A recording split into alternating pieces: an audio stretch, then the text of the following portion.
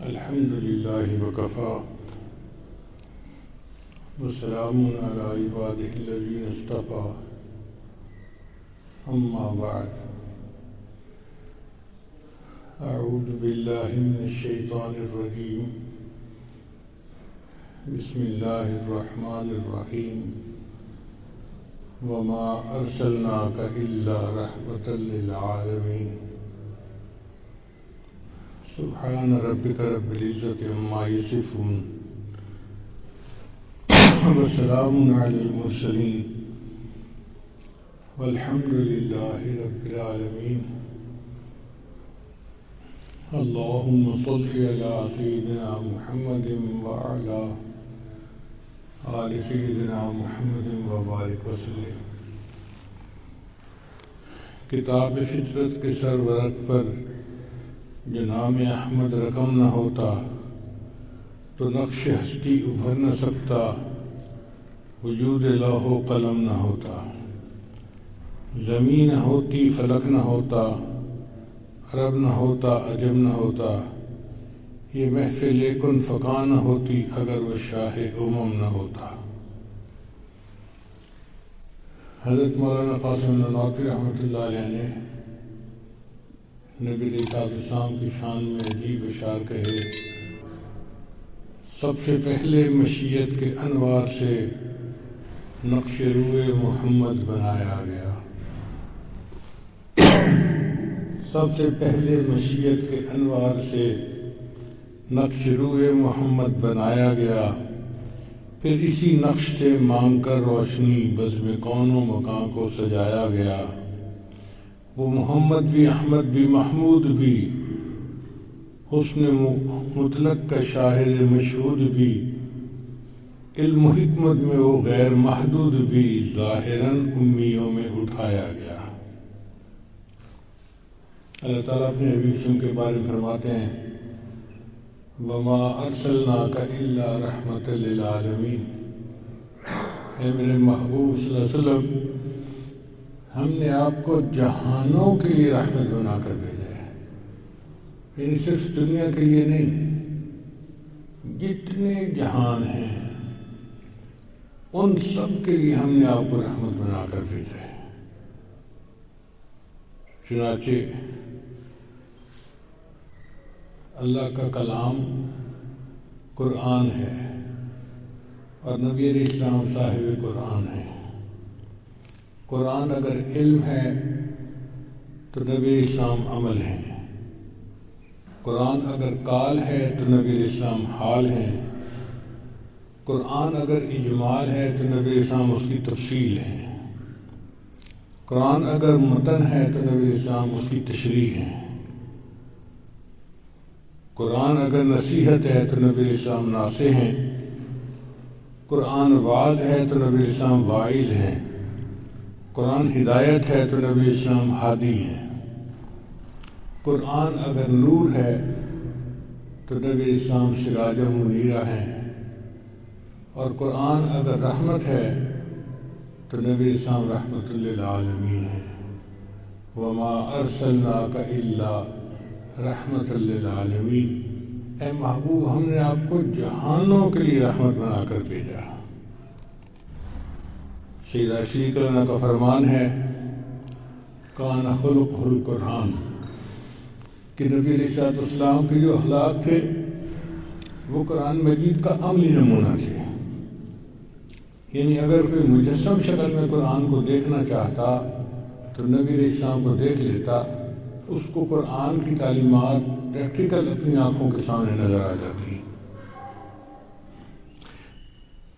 حضرت مولانا قاری طیب رحمۃ اللہ فرماتے ہیں ذات و صفات کی آیات اعمال ربی، تکوین کی آیات استدلال نبوی، قہر کی آیات جلال نبوی، تجلیات حق کی آیات مشاہد نبوی، ابتغاء وجہ اللہ کی آیات مراقبہ نبوی، ترک دنیا کی آیات مجاہدہ نبوی، احوال محشر کی آیات محاسبہ نبوی، نفی غیر کی آیات فنایت نبوی، اس بات حق کی آیات بقایت نبوی، نعیم جنت کی آیات شوق نبوی، عذاب جہنم کی آیات خوف نبوی، انعام کی آیات انس نبوی، انتقام کی آیات حزن نبوی۔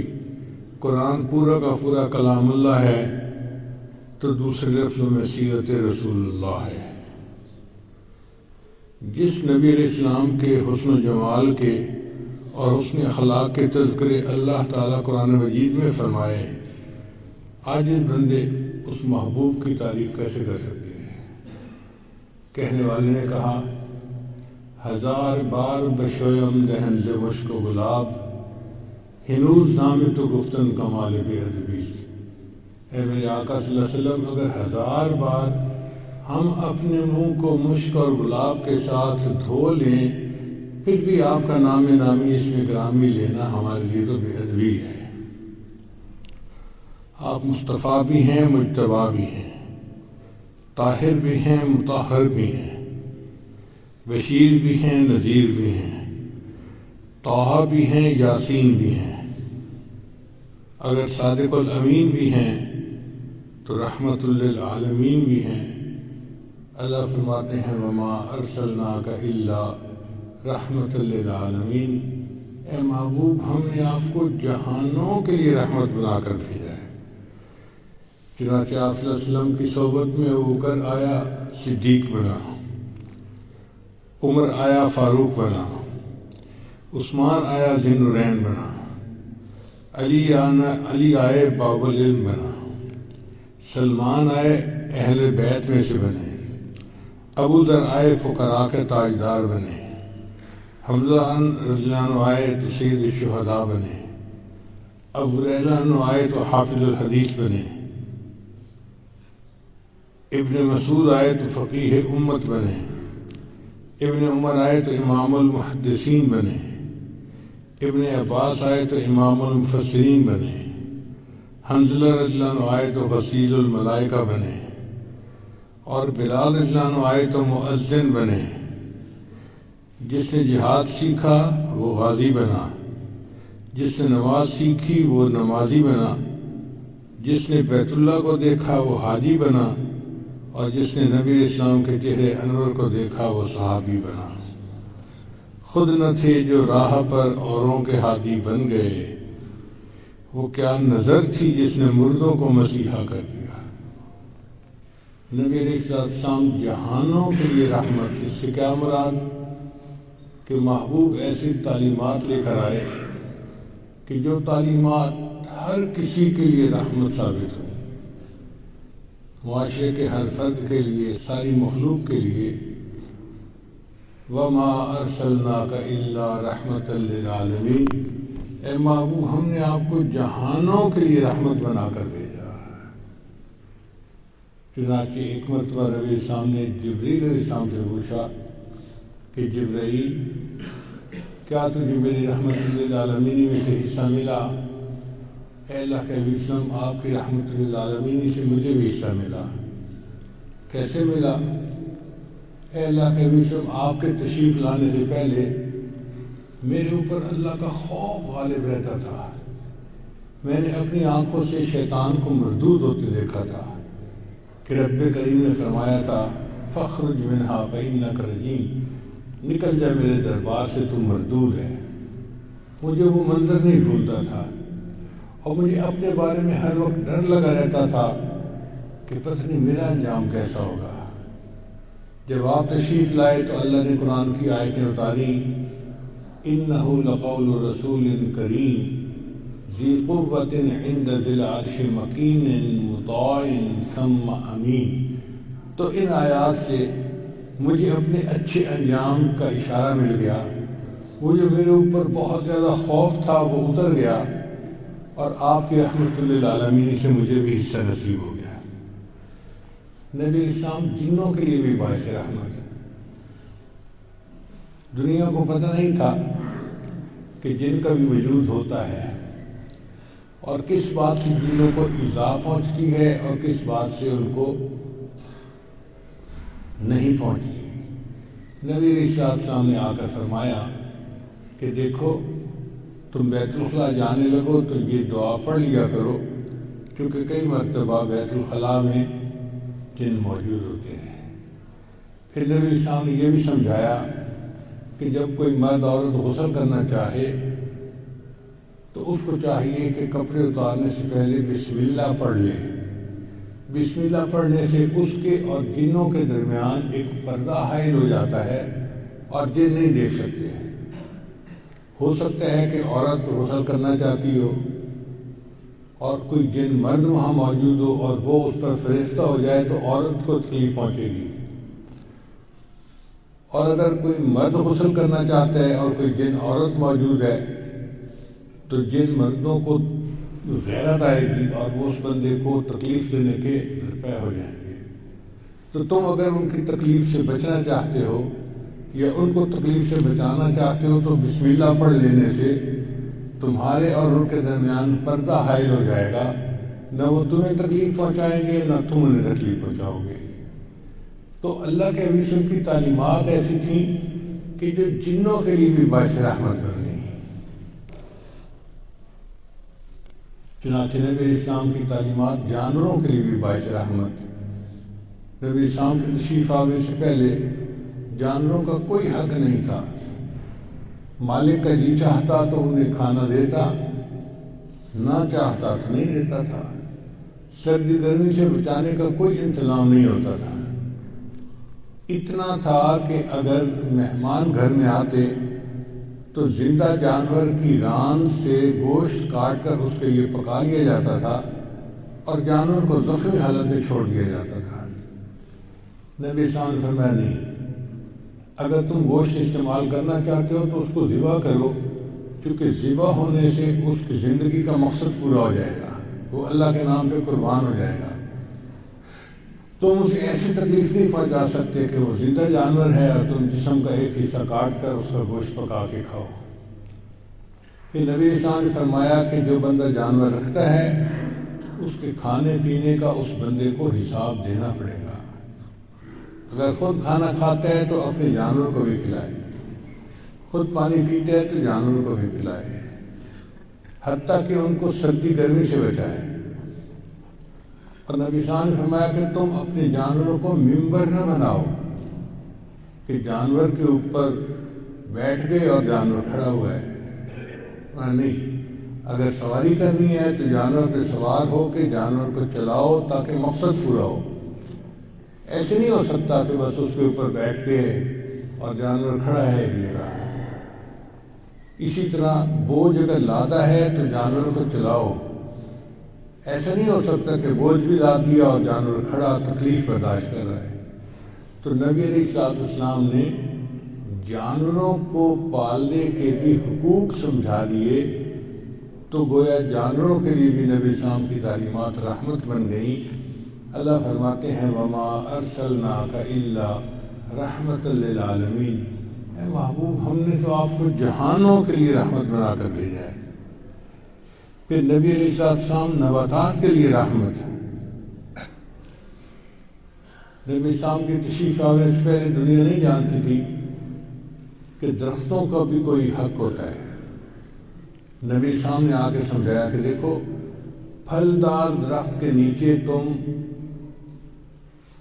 قضاء حاجت سے فارغ نہیں ہو سکتے، اس لیے کہ لوگ پھل توڑنے کے لیے آتے ہیں یا پھل لینے کے لیے آتے ہیں، اگر اس جگہ نیچے گندگی پڑی ہوگی تو کسی کے پاؤں کو لگ جائے گی۔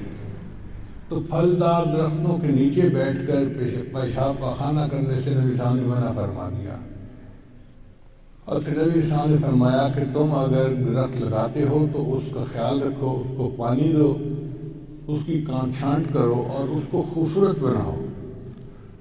تو درختوں کے بھی حقوق بتائے نبی علیہ السلام نے، اور بلا وجہ تم نہ درخت کا پتا توڑو نہ اس کی شاخوں کو کاٹو، تم بلا وجہ اس کو نہیں کاٹ سکتے، کوئی ریزن ہونی چاہیے اس کے پیچھے۔ سبحان اللہ، ایسی خوبصورت تعلیمات لے کر آئے جس میں نباتات کے حقوق کی بھی انسانوں کو تعلیم دی گئی۔ اللہ فرماتے ہیں وَمَا أَرْسَلْنَاكَ إِلَّا رَحْمَةً لِّلْعَالَمِينَ، اے محبوب ہم نے تو آپ کو جہانوں کے لیے رحمت بنا کر بھیجا. نبی اسلام کی تشریف آوری سے پہلے دنیا ماں کے حقوق سے واقف نہیں تھی. چنانچہ عرب کے جوہلا میں جب باپ فوت ہو جاتا تھا تو ماں بڑے بیٹے کے نکاح میں آ جاتی تھی. یعنی بڑا بیٹا اپنی ماں کو اپنی بیوی بنا لیتا تھا. کوئی حق نہیں تھا اس کا، کوئی عزت احترام نہیں تھی. نبی رسالت والسلام نے آ کر سمجھایا کہ دیکھو ماں کا تمہارے اوپر اتنا احترام ہے کہ اس کی دعا تمہارے لیے جنت کی ہوا ہے، اس کے قدموں میں تمہارے لیے جنت ہے. اس کی دعائیں اللہ کی بارگاہ میں اس طرح قبول ہوتی ہیں جیسے کہ اولیاء کی دعائیں اللہ کے ہاں قبول ہوتی ہیں. اگرچہ وہ اتنی نیک نہیں ہے، عام سی عورت ہے، مگر ماں ہے اور ماں کی مامتا اس کے اندر ہے. اس ماں کی مامتا کی وجہ سے اللہ نے اس کو مستجاب دعوت بنا دیا. تو یہ ماں کے حقوق نبی سامنے آ کر سکھائے. اور پھر دنیا کو پتہ چلا کہ یہ بوڑھی عورت جو صرف ہڈیوں کا ڈھانچہ رہ گئی ہے، گھر میں ہر وقت بیٹھی لیٹی کھانستی رہتی ہے، یہ نفرت کے قابل نہیں، یہ خدمت کے قابل ہے. اس کی خدمت کرنی چاہیے. آج کل کی سائنسی دنیا میں، ترقی یافتہ دنیا میں ماں کا کوئی احترام نہیں ہے. چنانچہ 1993 کی بات ہے، امریکہ میں ایک ماں نے اپنے بیٹے پہ مقدمہ درج کیا.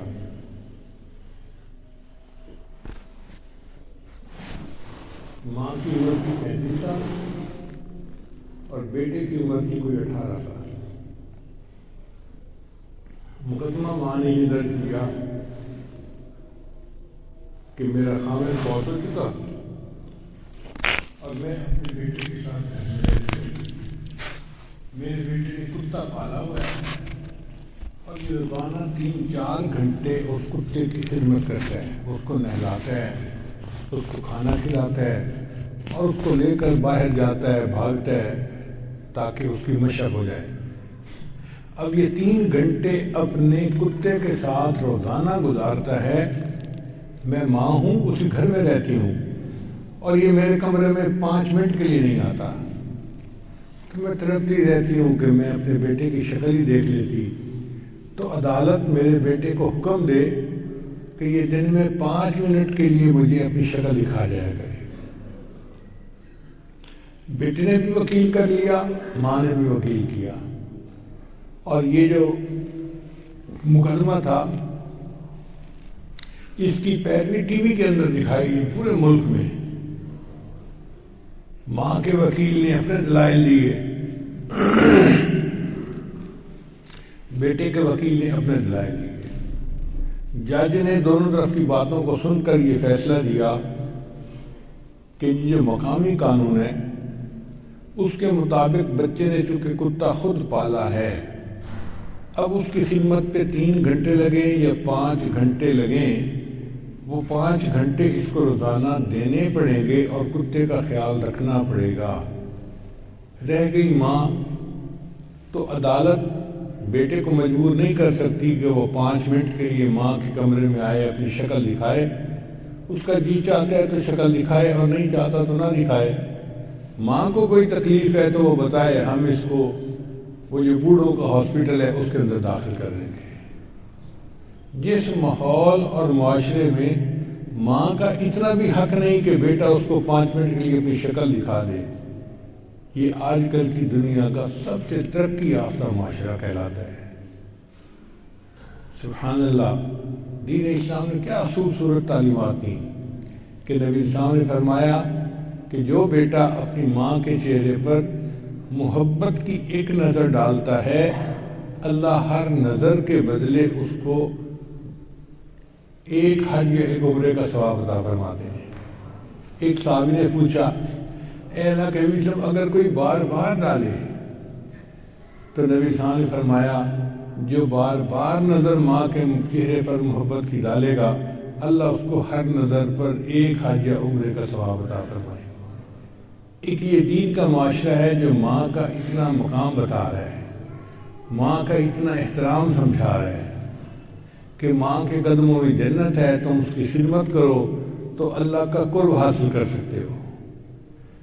تو اس کا مطلب یہ کہ ماں کو بھی نبی علیہ السلام کی رحمت للعالمین میں سے حصہ ملا اور بیوی کو بھی حصہ ملا۔ کفر کے معاشرے میں بیوی کی کوئی اہمیت نہیں ہوتی۔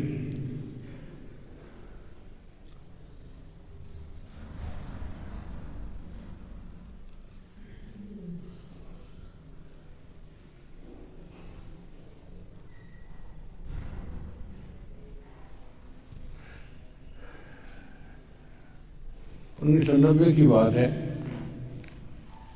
یہ قریبی شگر میں اس وقت میں جنرل مینیجر تھا، تو ایک انگریز آیا تھا یو کے سے، چیف انجینئر تھا۔ ہم نے سینٹریفیوگل مشین لگوائی تھی تو ان کو چلانے کے لیے آیا تھا۔ اس کی عمر تھی 52 سال۔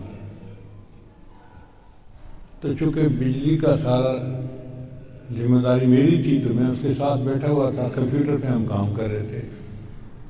وہ مجھ سے پوچھتا ہے کہ آپ شادی شدہ ہیں؟ میں نے کہا الحمدللہ۔ کتنے بچے ہیں؟ میں نے کہا میرے 3 بچے ہیں، 2 بیٹے ہیں، 1 بیٹی ہے۔ پھر تھوڑی دیر کے بعد میں نے اس سے پوچھا کہ آپ شادی شدہ ہیں؟ کہتے ہیں نہیں۔ میں نے کہا آپ کی عمر کتنی ہے؟ کہتے ہیں 52 سال ہو گئی۔ میں نے کہا 52 سال عمر ہو گئی اور آپ چیف انجینئر ہیں اور اتنی آپ کی تنخواہ ہے اور آپ کہتے ہیں کہ ابھی تک شادی نہیں ہوئی، کیا مسئلہ ہے؟ تو مجھے کہتا ہے کہ if you can get milk from the market, you do not need to have a cow in your house۔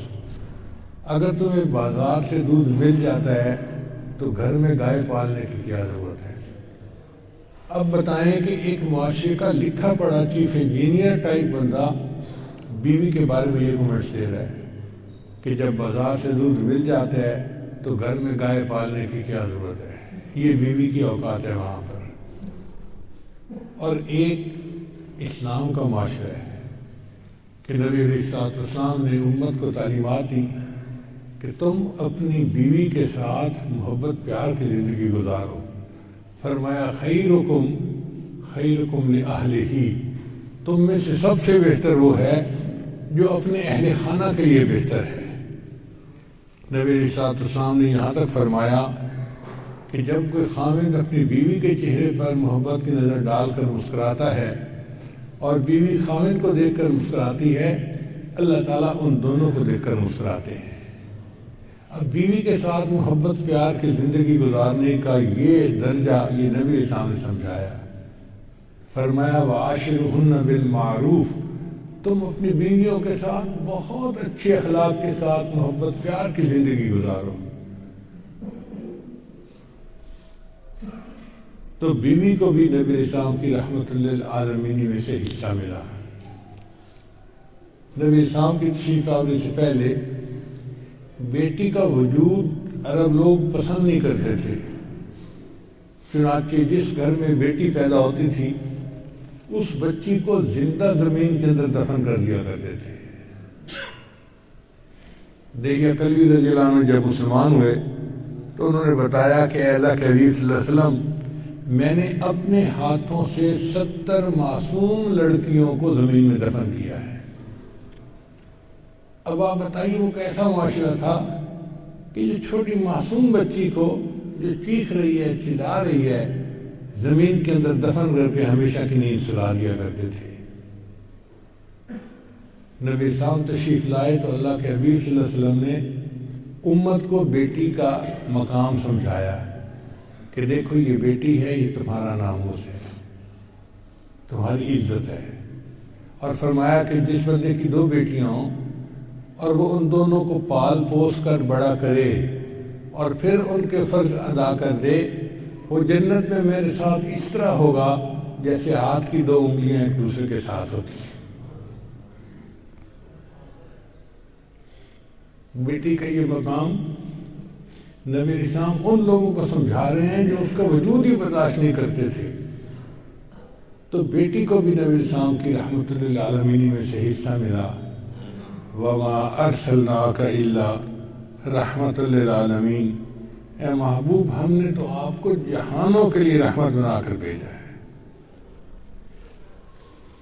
عرب ماحول میں باپ کی کوئی قدر و منزلت نہیں تھی، بس اس لیے اس کی بات مانتے تھے کہ عمر میں بڑا ہے، ورنہ اس کا کوئی احترام نہیں تھا.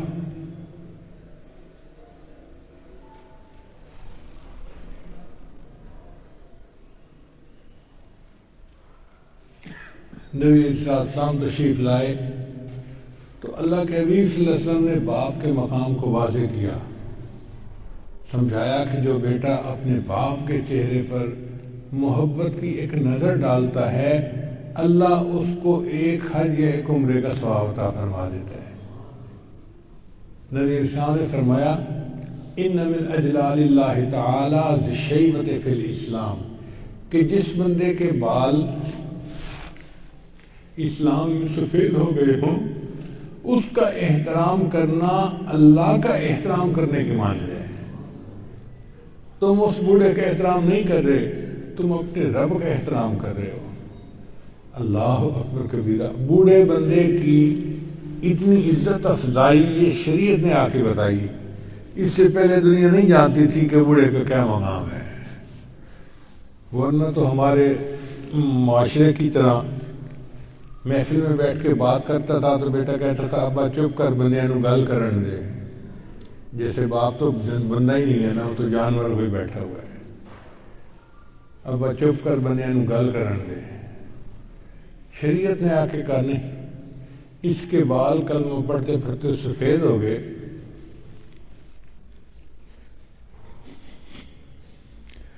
اب اللہ کے ہاں اس کا اتنا بڑا مقام کہ تم اس کا احترام کرو گے، اللہ تعالیٰ تمہیں اپنا احترام کرنے کا ثواب عطا فرمائے گا.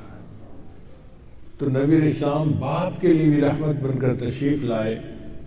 چنانچہ ارشاد فرمایا وَمَا أَرْسَلْنَاكَ إِلَّا رَحْمَةً لِلْعَالَمِينَ، اے محبوب ہم نے تو آپ کو جہانوں کے لیے رحمت بنا کر بھیجا ہے.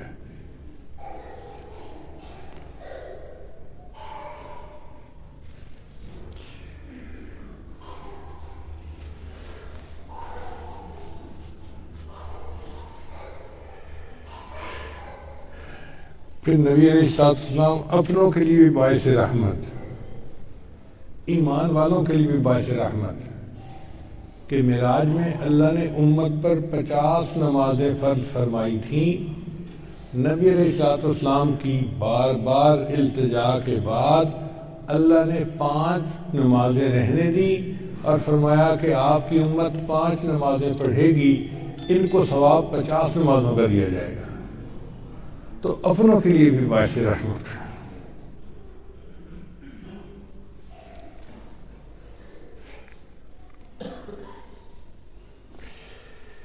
پھر شب قدر اللہ نے نبی السلام کے صدقے عطا فرمائی، امت کو فائدہ، اپنوں کے لیے باعث رحمت. نبی علیہ السلام کے صدقے پوری زمین کو اللہ نے مسلح بنا دیا. جہاں ہم چاہیں اگر گندگی کا نشان نظر نہیں آتا تو خشک زمین کے اوپر ہم نماز پڑھ سکتے ہیں، جگہ پاک کہلائے گی. یہ زمین نبی علیہ السلام کی رحمت للعالمین کی وجہ سے مسلح بنائی گئی، ورنہ پہلی امتوں میں ہر جگہ نماز نہیں پڑھ سکتے تھے، مخصوص جگہ تھی جہاں نماز پڑھ سکتے تھے.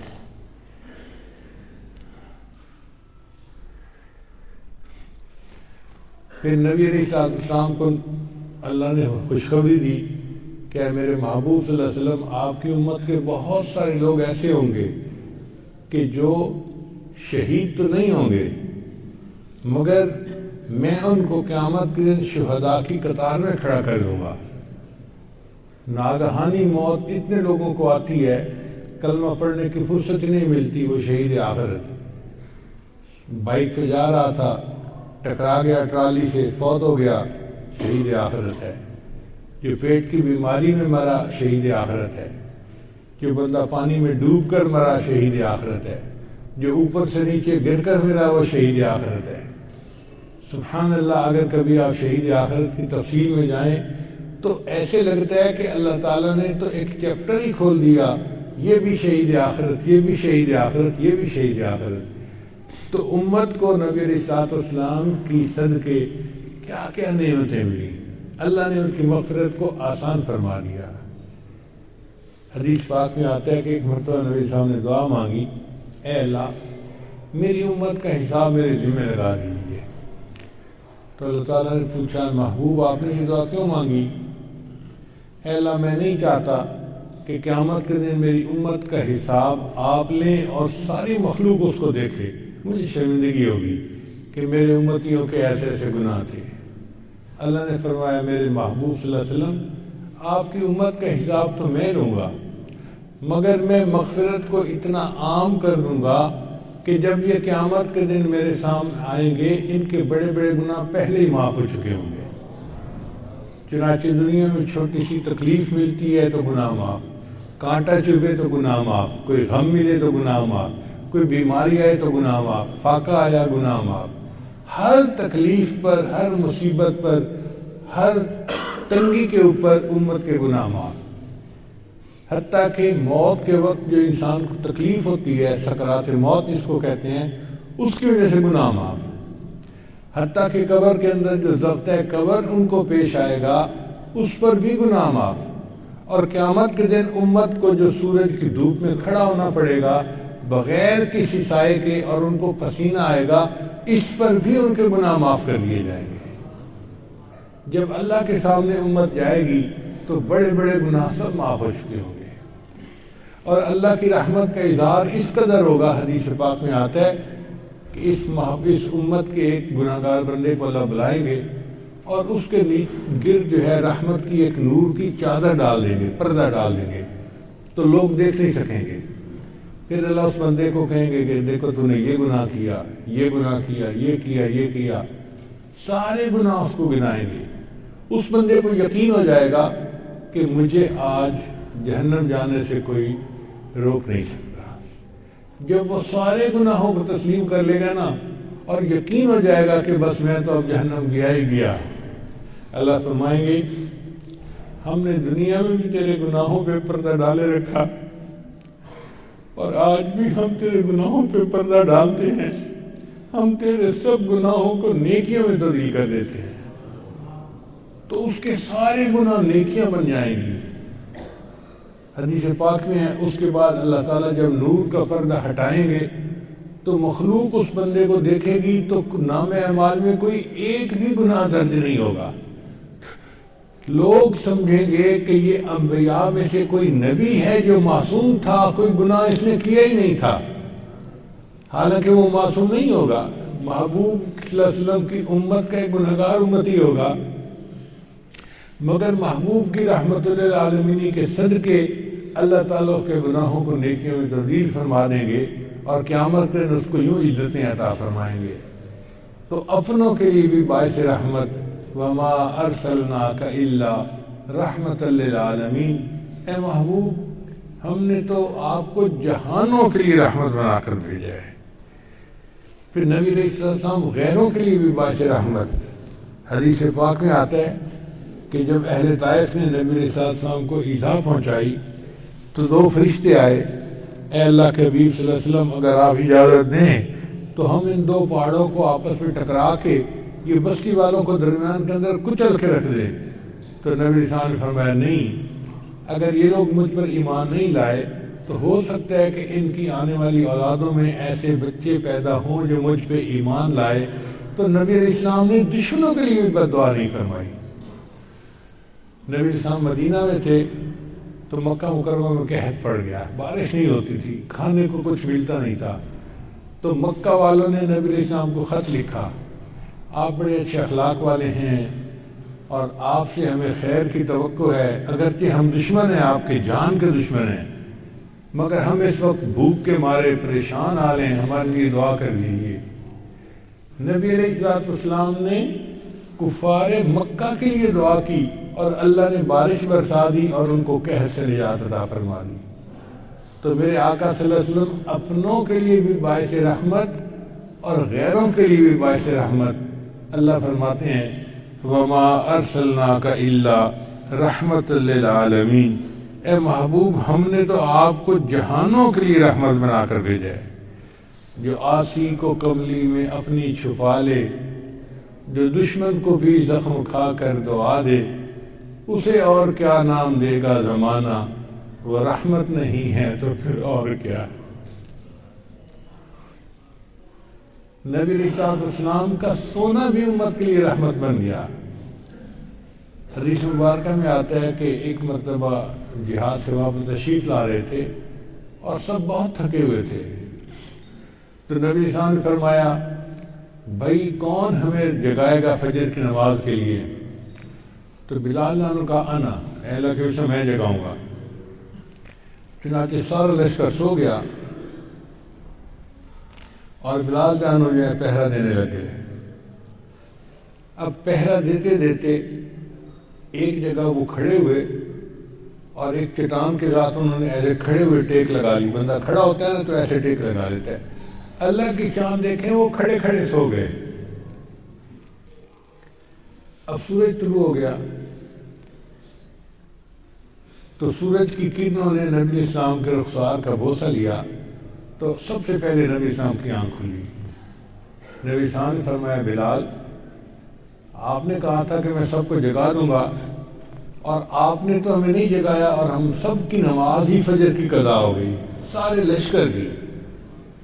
تو بلال نے جواب دیا اے اللہ کے نبی صلی اللہ علیہ وسلم، میں نے سونے کی نیت تو نہیں کی تھی، میں تو کھڑا تھا۔ اب کھڑے کھڑے پہ نیند کا غلبہ ہو جانا یہ تو اللہ کے اختیار میں ہے نا، تو میں سویا نہیں، میں سلا دیا گیا ہوں۔ تو نبی صاحب نے فرمایا بلال نے ٹھیک کہا، یہ سویا نہیں، یہ سلا دیا گیا، اور اللہ نے یہ پسند کیا کہ ہماری نماز قضا ہو اور میں امت کو قضا نماز کے ادا کرنے کا مسئلہ سکھا دوں۔ اس سے پہلے امت کو پتہ نہیں تھا کہ اگر کسی کی نماز قضا ہو جائے تو اس کو کیسے ادا کر سکتے ہیں۔ تو جس محبوب صلی اللہ علیہ وسلم کا سونا بھی امت کے لیے رحمت بن گیا، اس کا جاگنا امت کے لیے کتنی بڑی رحمت ہوگا۔ حتیٰ کہ نبی علیہ السلام کا بھولنا بھی امت کے لیے رحمت بن گیا۔ حدیث مبارکہ میں آتا ہے کہ نبی علیہ السلام نے 4 رکعت کی نماز کی نیت باندھی اور 2 رکعت کے بعد سلام پھیر دیا۔ صحابہ نے پوچھا اے اللہ کے نبی صلی اللہ علیہ وسلم، آج کے بعد یہ نماز 2 رکعت ہو گئی؟ نبی علیہ السلام نے فرمایا لا نسیتو بل نسیتو، میں بھولا نہیں، میں بھلا دیا گیا ہوں۔ اللہ نے مجھے بھلا دیا کہ میں 2 کے بعد سلام پھیر لوں اور پھر سجدہ صاحب کے ذریعے نماز کو مکمل کرنے کا طریقہ آپ لوگوں کو سکھاؤں۔ جس محبوب کا بھول جانا امت کے لیے رحمت بن گیا، ان کا ہوش کی حالت میں ہونا امت کے لیے کتنی بڑی رحمت ہوگا۔ وَمَا أَرْسَلْنَاكَ إِلَّا رَحْمَةً لِّلْعَالَمِينَ، اے محبوب ہم نے تو آپ کو جہانوں کے لیے رحمت بنا کر بھیجا ہے۔ چنانچہ آپ صلی اللہ علیہ وسلم بوڑھوں کے لیے باعث رحمت، جوانوں کے لیے باعث رحمت، یتیموں کے لیے باعث رحمت، امیروں کے لیے باعث رحمت، غریبوں کے لیے باعث رحمت، بیمار کے لیے باعث رحمت، صحت مند کے لیے باعث رحمت، ساری انسانیت کے لیے باعث رحمت، امت کے لیے باعث رحمت، اور ہم گناہ گاروں کے لیے بھی باعث رحمت۔ سلام اس پر کہ جس نے بے کسوں کی دستگیری کی،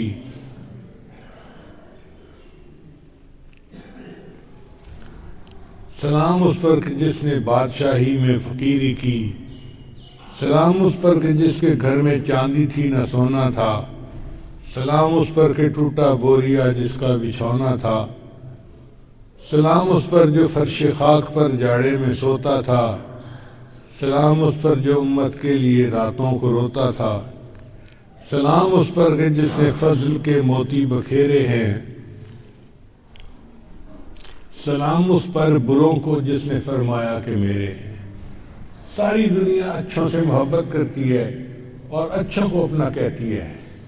اللہ کے حبیب صلی اللہ علیہ وسلم وہ رحمت تھے کہ جنہوں نے کہا نہیں، جو گناہ گار ہیں، جو خطا کار ہیں، وہ سب میرے ہیں۔ تو گناہ گاروں اور خطا کاروں کو سینے سے لگانے والی ذات، ان کے بارے میں اللہ فرماتے ہیں وما ارسلناک الا رحمت للعالمین، اے محبوب ہم نے تو آپ کو جہانوں کے لیے باعث رحمت بنا کر بھیجا ہے۔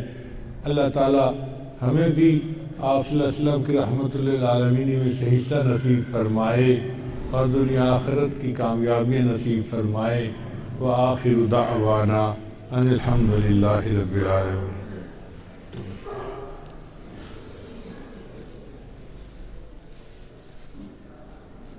دعا سے پہلے کچھ حضرات بہت دور قریب سے آئے ہیں توبہ کے کلمات پڑھنے کے لیے، بیعت ہونے کے لیے۔ چند کلمات پڑھ لیجئے، پھر اس کے بعد سنتیں پڑھ لیجئے گا۔ یہ کلمات سچے دل کے ساتھ پیچھے پیچھے پڑھتے جائیے۔ بسم اللہ الرحمن الرحیم، لا الہ الا اللہ محمد الرسول اللہ، آمنت باللہ وملائکتہ وکتبہ ورسلہ والیوم الآخر والقدر خیرہ وشرہ من اللہ تعالی والبعث بعد الموت، آمنت باللہ کما ہوا باسمائہ وصفاتہ وقبلت جمیع احکامہ اقرار باللسان وتصدیق بالقلب، اشہد ان لا الہ الا اللہ واشہد ان محمدا عبدہ ورسولہ، استغفر اللہ ربی من کل ذنب واتوب الیہ برحمتک یا ارحم الراحمین۔